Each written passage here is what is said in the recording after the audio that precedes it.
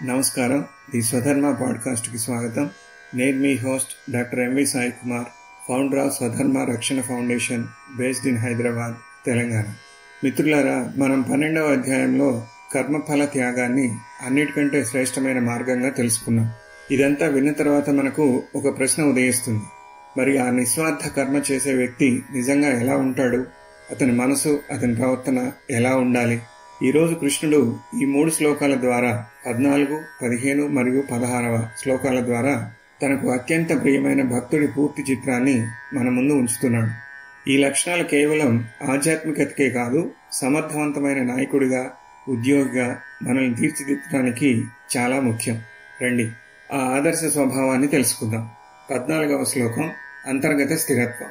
ముందుగా భక్తుడి అంతరంగిక స్థితిని తెలిపే 14వ శ్లోకాన్ని చూద్దాం.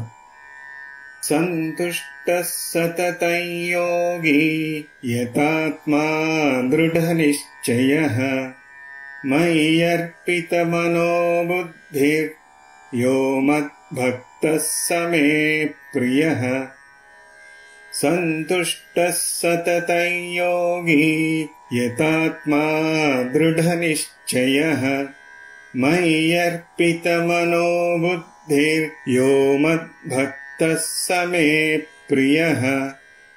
ఇక్కడ కృష్ణుడు 4 అంతర్గత లక్షణాలు ఉండాలని కోరుతున్నాడు.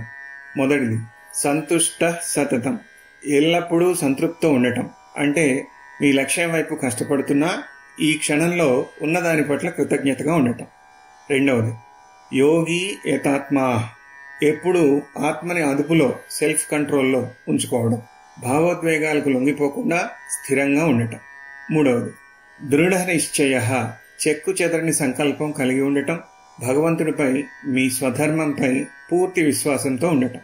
నాలుగవది మయ్యర్పిత మనోబుద్ధిర్, మీ మనస్సుని, బుద్ధిని కృష్ణుడికి అంకితం చేయటం.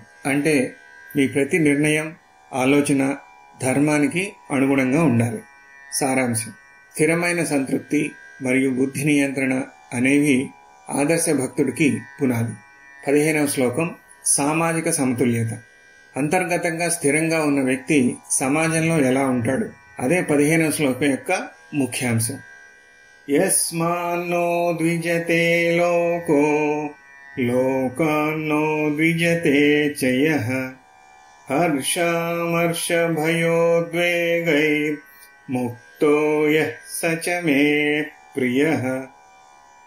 యస్మాన్నో ద్విజతే లోకో లోకాన్నో ద్విజతే చయః హర్షామర్ష భయోద్వేగైర్ ముక్తో యః సచ మే ప్రియః. ఈ శ్లోకంలో 2 సమతుల్యతలు ముఖ్యం. మొదటిది సామాజిక శాంతి, రెండవది భావోద్వేగాల నుండి విముక్తి. మొదటిది సామాజిక శాంతి. ఎవరి వలనైతే లోకం కలత చెందదో, మీ మాటలు, చేష్టలు, కోపం వల్ల ఇతరులు భయపడకూడదు, ఇబ్బంది పడకూడదు. మీరు ఇతరులకి శాంతిని పంచాలి. లోకం వల్ల కూడా ఎవరు కలత చెందరో, ఇతరులు మిమ్మల్ని విమర్శించినా, ఇబ్బంది పెట్టినా మీరు మానసికంగా స్థిరంగా ఉండగలగాలి. రెండవది భావోద్వేగాల నుండి విముక్తి. హర్షం అంటే సంతోషం. విజయం వచ్చినప్పుడు అతిగా ఉప్పొంగిపోకూడదు. అమర్ష అంటే కోపం లేదా అసూయ. పక్కవాళ్ళు బాగుంటే అసూయ పడకూడదు. భయ అంటే భయం, భవిష్యత్తు గురించి భయపడకూడదు. ఉద్వేగై ఆందోళన, అనవసరమైన టెన్షన్ పడకూడదు. ముఖ్య సందేశం: ఆదర్శ భక్తుడు కేవలం ధ్యానం మాత్రమే చేయడు, తన ప్రవర్తన ద్వారా సమాజానికి శాంతిని పంచుతాడు, ఎమోషన్స్కి లొంగకుండా జీవిస్తాడు. 16వ శ్లోకం దక్షత మరియు నిర్లిప్తత.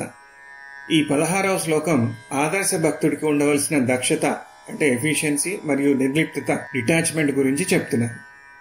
అనపేక్ష శుచిర్దక్ష ఉదాసీనో గతవ్యథః సర్వారంభ పరిత్యాగి యో మద్భక్తః సమే ప్రియః. అనపేక్ష శుచిర్దక్ష ఉదాసీనో గతవ్యథః సర్వారంభ పరిత్యాగి యో మద్భక్తః సమే ప్రియః. ఈ శ్లోకం మన కెరీర్కి చాలా దగ్గరగా ఉంటుంది. అనపేక్షస్, తనకు ఏవేవో కావాలని కోరుకోకపోవటం, భగవంతుడు ఇచ్చిన దానితో సంతృప్తిగా ఉండటం. శుచిర్దక్ష, శుచి అంటే మానసిక పవిత్రత మరియు దక్షత అంటే ఎఫిషియన్సీ కలిగి ఉండటం. గమనించాల్సింది ఏంటంటే భక్తుడు అంటే సమర్థత, ఎఫిషియన్సీని కలిగి ఉండాలి. మీరు మీ పనిని నైపుణ్యంతో చేయగలిగి ఉండాలి. ఇది నిస్వార్థంగా ఉండేవారికి దేవుడు ఇచ్చినటువంటి శక్తి. ఉదాసీన గత వ్యధ, నిర్లిప్త, న్యూట్రాలిటీ కలిగి బాధ నుండి విముక్తి పొందటం, పాత కష్టాల గురించి భవిష్యత్తు గురించి ఆందోళన చెందకపోవటం.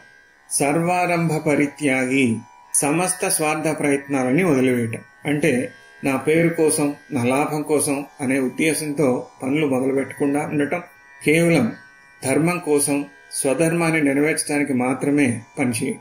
ముఖ్య సందేశం: కృష్ణుడికి ప్రియమైన భక్తుడు చాలా శక్తివంతుడు, ప్రశాంతంగా మరియు నిస్వార్థంగా ఉంటాడు.